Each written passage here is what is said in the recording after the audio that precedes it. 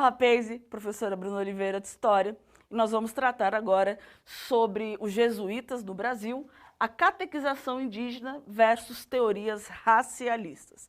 Bom, primeiramente vamos falar aqui da questão indígena. Antes nós chamávamos de índios, né? Índios, enfim, são ali o povo que o Portugal encontrou quando chegou até o Brasil, encontraram os índios. Ou seja, pessoas que já viviam nas tribos e eram ali distribuídas, tudo bonitinho, todo mundo sabia a sua função, porque as tribos têm uma organização muito grande, né? E o indígena, então, em outro momento da história, nesse nosso momento agora de revisar a história, rever os conceitos que foram colocados de maneira errônea, ou mesmo de pensar a história sobre uma nova perspectiva, ou seja, sobre um novo olhar.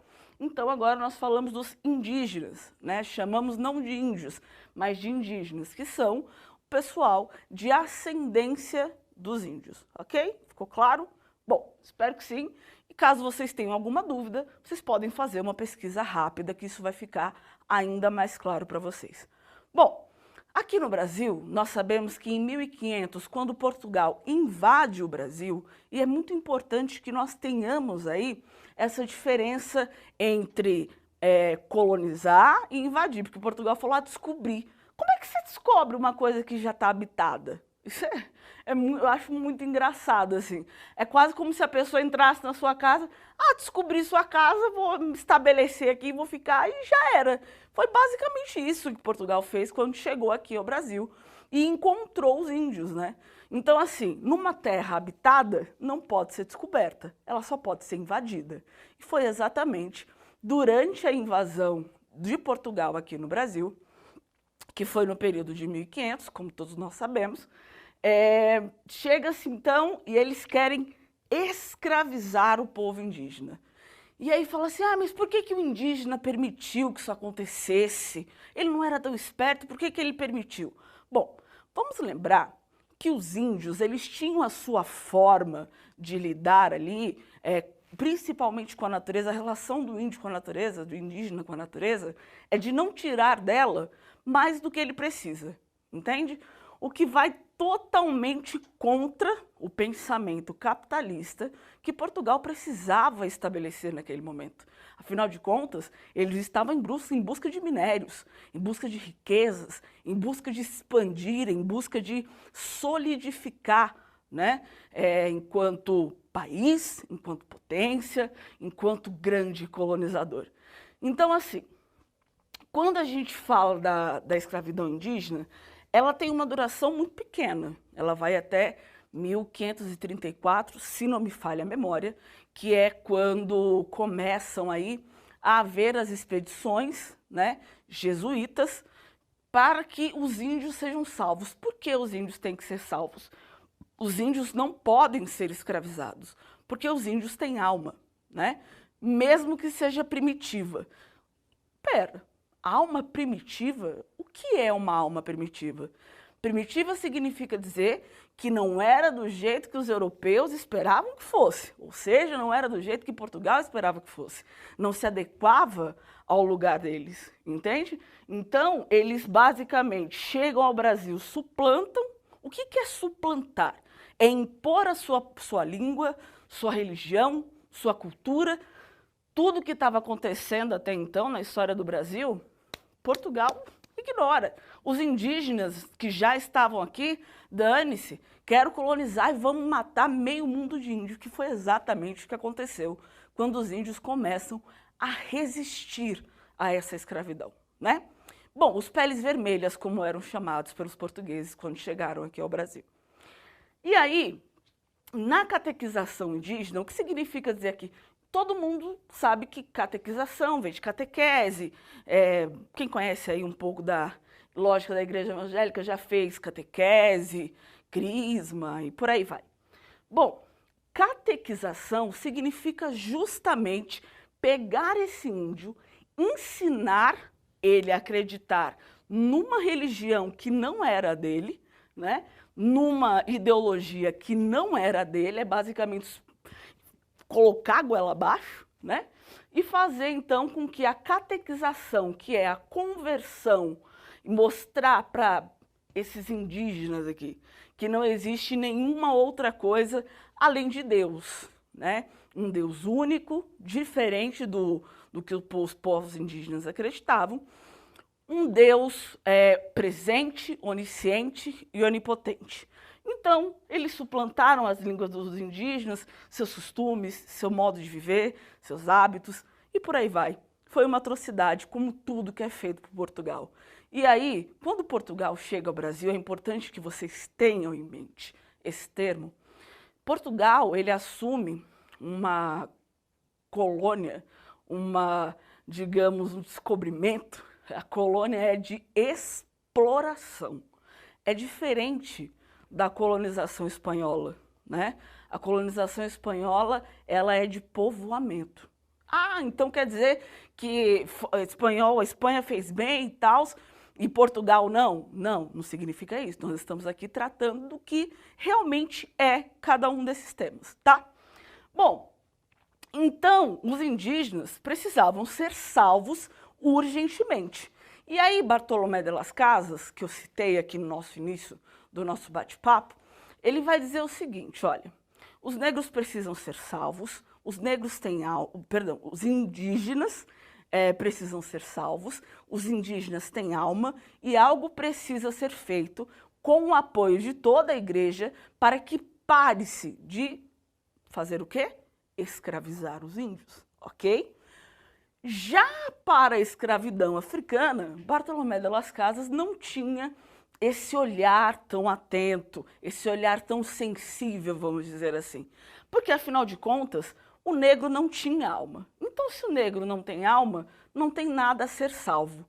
E quem foi que disse que o negro não tinha alma? Arthur de Gobineau, um filósofo francês, falou o seguinte, olha, e ele entra aqui nessas teorias racialistas que a gente falou no início do nosso bate-papo. E aí, o que ele sugere? O Arthur de Gobineau, ele diz que escravizar os negros é basicamente fazer um favor a eles. Porque, afinal de contas, eles não sabem como lidar com nada, porque eles não conseguem pensar. O crânio do negro, para Arthur de Gobineau, né, naquela época, século XIX, XVIII, XIX, enfim, ele fala assim, olha, tá vendo aqui a parte de trás? O negro, ele não tem essa parte de trás desenvolvida, que dizem que é a parte do comando, né? Então, se ele não tem a parte do comando desenvolvido, ele precisa ser adestrado por alguém. E ele está pronto para servir ordens, porque ele não pensa, porque ele não tem alma. Então, tá tudo certo, tudo tranquilo, vamos escravizar. Bom, e aí, gostaria de trabalhar nesse momento com vocês sobre essas duas imagens, né? A imagem do índio, que foi, sim, acorrentado, escravizado, que vamos aqui falar que os indígenas viveram a melhor fase do Brasil, porque isso não é verdade. Cada um teve o seu sofrimento, né? A diferença é que a igreja se coloca naquele momento ao lado dos indígenas e não se coloca ao lado dos negros. Parece que é 2020, né? Porque tem algumas coisas muito parecidas. Mas, enfim, não é em 2020, a gente ainda vai chegar lá. Esse desenho aqui, especificamente, chama-se Anastácia Livre. O nome da negra escravizada aqui é Anastácia. Porque ela usa essa máscara, né? Ela foi obrigada a viver com essa mordaça, ela recebeu a sentença de viver com essa mordaça, que começa da boca, vai pela cabeça, passa aqui por todos os lados para não ter como ela tirar isso, e ela foi sentenciada a viver com isso pelo resto da vida. Por quê? Porque ela se recusou a se deixar ser estuprada pelo seu senhor de engenho, pelo dono da casa grande, né? E aí, nisso, ela chega aqui e ele fala, eu não posso te estuprar? Então, tudo bem, então eu vou te castigar, né? Porque os homens, então, todo senhor de engenho, basicamente, ele acha que ele tem o poder, que ele pode fazer o que ele quer com o corpo das mulheres, porque não gostavam, enfim, no corpo das mulheres naquele momento, porque eles podem tudo, eles são muito mais, então eles podem muito mais, né? E não é bem assim que funciona. Então, a Anastácia ela veio justamente para provar, eu sou dona do meu corpo e eu quero ter o direito de ser dona do meu corpo. Eu não aceito ser estuprada. E ao fazer isso, ela foi sentenciada a viver com essa mordaça. E aí é importante que nós falemos aqui que quando você vai procurar, a primeira imagem que vai aparecer é essa. Mas há outras releituras que já estão sendo feitas há muito tempo, né, uma nova história, que vai colocar a Anastácia, vai começar a colocar o rosto da Anastácia e apagar, tirar esse símbolo, né? Ou seja, o que significa dizer? Nessa nova releitura que nós estamos fazendo aí sobre a imagem, a importância de falar sobre negritude, a importância de falar sobre a coisificação do negro, a importância de falar sobre a falta de oportunidades iguais e etc. Então nós estamos fazendo uma releitura de tudo que passou e nós estamos fazendo também uma releitura do período escravocrata propriamente dito e dizendo assim, olha, nenhuma pessoa deve ser amordaçada.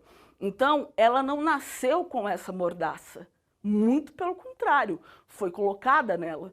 Então, agora, novas obras com novas proposições históricas mudam aí essa perspectiva e colocam, então, a Anastácia sem essa mordaça aí que nós vemos de maneira tão cruel.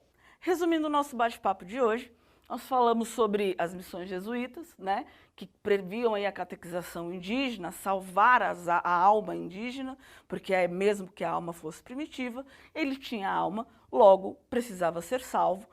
Esse pensamento não era o mesmo em relação ao negro, né, mas, por favor, deem uma avaliada na internet, deem uma pesquisada para que vocês possam ver a imagem da Anastácia livre sem a mordaça. Tá? É muito importante. Bom, então falamos sobre a catequização indígena, teorias racialistas, a salvação de um grupo, que são os indígenas, da escravidão e a continuação da escravidão por parte do povo negro. Bom, é isso. Espero que vocês tenham gostado. Recomendo que vocês tirem uma foto da lousa para que vocês possam estudar posteriormente. Tamo junto. É nóis.